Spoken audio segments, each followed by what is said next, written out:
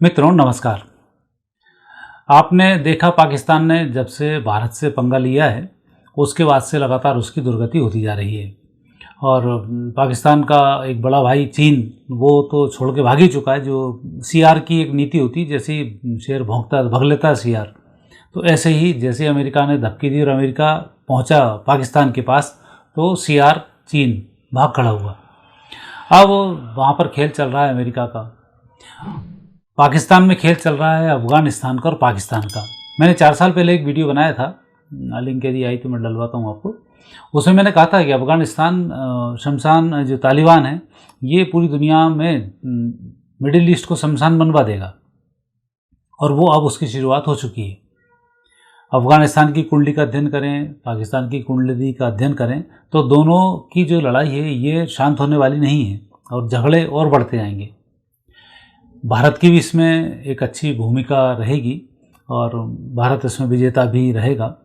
हालांकि एक कहावत है कि दुश्मन का दुश्मन अपना दोस्त होता है, तो उस कहावत के अंतर्गत तो पाकिस्तान का दुश्मन अफ़गानिस्तान है और वो हमारा दोस्त होता है। ये कहावत यहाँ तक तो चरितार्थ होती है। लेकिन एक कहावत और है, चोर चोर मौसेरे भाई।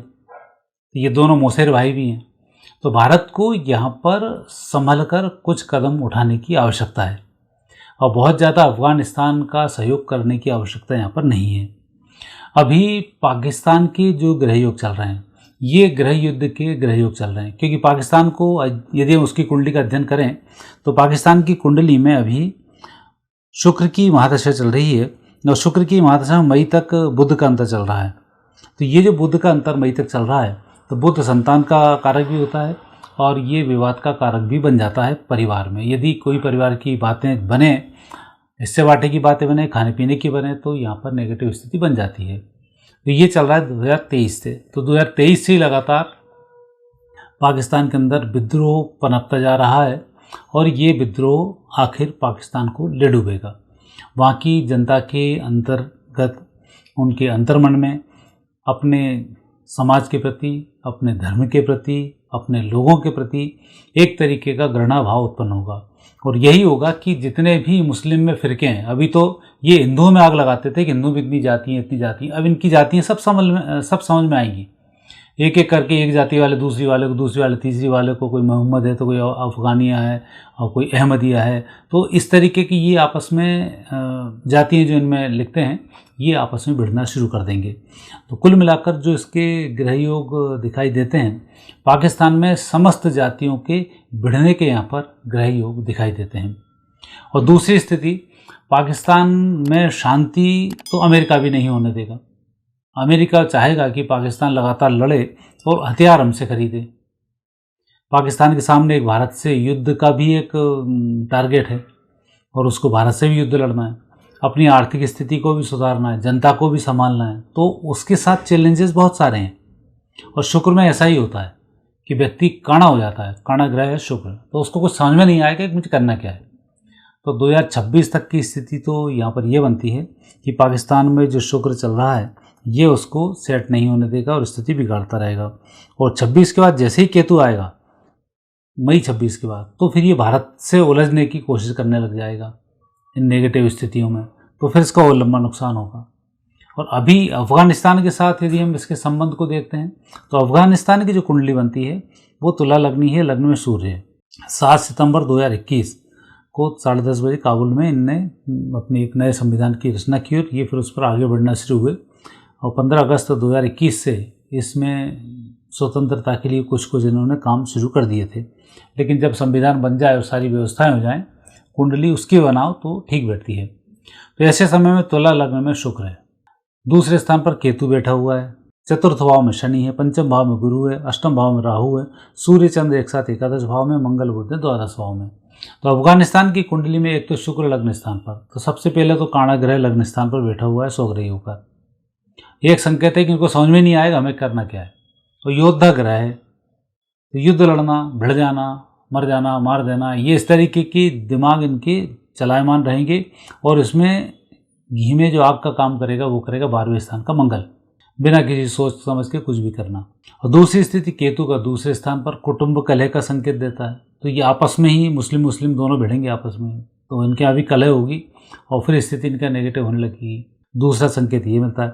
तीसरा गुरु पंचम भाव में, वो है कुंभ राशि में, शनि की राशि में, और शनि है स्वग्रही चतुर्थ भाव में। तो चतुर्थ भाव में जो शनि है ये सुख को नष्ट करेगा, जो इनको संयोग से सुख मिल जाने थे उनको नष्ट करेगा। पंचम भाव का गुरु तो इनके अड़ियल कानून, शरिया कानून ही चलाते हैं, महिलाओं को यहाँ प्राथमिकता है नहीं, और जितना महिलाओं को ये दबाएंगे उतना इनके ऊपर पाप बढ़ते जाएंगे और ये आपस में लड़ते जाएंगे। महिलाओं को, गाय को, बच्चों को, इनको संस्कृति में, सनातन संस्कृति में बहुत बड़ा स्थान दिया है, लेकिन इनके यहाँ पर इन चीज़ों का स्थान नहीं है। महिलाएं तो महिलाओं को लूट लो, बलात्कार कर दो, अपराध कर दो, माँ बहन बेटी इनका कोई संबंध नहीं होता है। बच्चे हैं, बच्चों के साथ जो चाहे करते रहो, बच्चों को उलझा के रखो, तो यहाँ इनका कोई मर्यादा नहीं है। और अमर्यादित हुए तो गुरु पिशाच बन जाता है। पंचम भाव का गुरु, यदि आप अपनी माँ बहन बेटी बच्चों के साथ संबंध बहुत बेहतर नहीं रखते हैं तो ये पिशाच का काम करता है, आपकी वृत्तियों को बिगाड़ देता है और आपको अंत में नरक की ओर धकेल देता है। ये उसकी फलश्रुति है, और वो भी कुंभ राशि का बैठा हुआ है। तो ये अच्छा गुरु और नेगेटिव स्थिति, तो ये संकेत बहुत बेहतर प्रदान नहीं कर रहा है। इसमें फिर बनता है राहु का अष्टम भाव से चलना। तो ये राहु का अष्टम भाव से चलना अपने अंदर ही, वैसे तो अष्टम भाव में चलता है वो राहु, पेट से संबंधित शिकायतें देता है, पाइल्स बना देता है, अव्यवस्थाओं को बना कर रखता है, गैस को बना कर रखता है। और यदि देश की स्थिति बनाई जाए तो देश में भी अंदर ही अंदर एक विकराल रूप धारण कराना शुरू कर देता है, बहुत अच्छे से सेटिंग ये नहीं होने देता है। अगला है सूर्य और चंद्र, बात बात में धमकी देना, बात बात में अपने उसको लेके आना, ये भी संकेत ठीक नहीं है। और मंगल द्वादश भाव में बुध के साथ में, ये संकेत भी बहुत बेहतर नहीं है।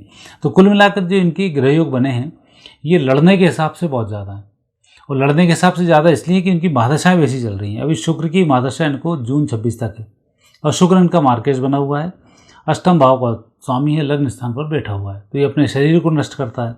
तो पहले तो अफगानिस्तान की जो सीमा है आगे बढ़ेगी, और आगे बढ़ने के बाद फिर अफगानिस्तान पर तेज़ हमले होंगे, फिर अफगानिस्तान की स्थिति बहुत ख़राब होगी, ये इसमें संकेत मिलते हैं।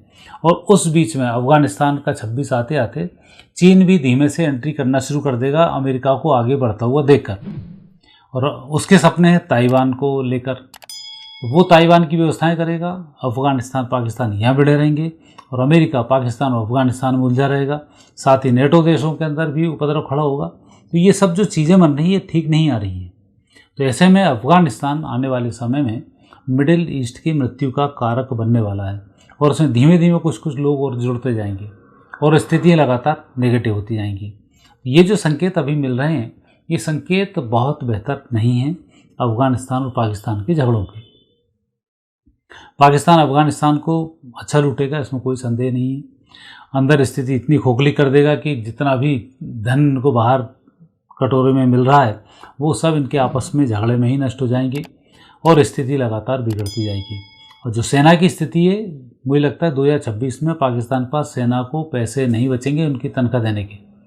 तो आने वाले समय में 2026 में सेना में विद्रोह की पूरी संभावनाओं से इनकार नहीं किया जा सकता। तो ये स्थिति वहाँ पर बनती है। तो मित्रों, अफगानिस्तान पाकिस्तान की यदि अभी स्थिति देखते हैं तो भारत के लिए यह एक शुभ संयोग है कि आपस में लड़ेंगे तो अपने को एक फ़ायदे की स्थिति में आएंगे। लेकिन यहाँ हमें एक तरीके से बहुत गंभीर निगाह लगा कर रखनी होगी, क्योंकि जब पड़ोस के घर में आग लगे तो आग आपके घर में भी लगने की संभावना रहती हैं। तो यहाँ पर सुरक्षा चौबंद करनी होगी, और जो परिस्थिति नेगेटिव करने की स्थिति बनेगी उसमें भी, हालांकि अब उतना जोर नहीं रहेगा क्योंकि अब सब देश अपने अपने में फंस जाएंगे। तो अब यही साल आखिरी बचा है कि कौन कौन से देशों की सत्ताएं गिराई जाएं, पर आने वाला समय फिर युद्ध का समय है, और युद्ध में भारत, अफगानिस्तान, पाकिस्तान की आपसे मैंने इसमें चर्चा की। आने वाले समय में क्या होने वाला है, आगे फिर नए विषय के साथ आपसे भेंट होगी। आज्ञा दीजिए, नमस्कार।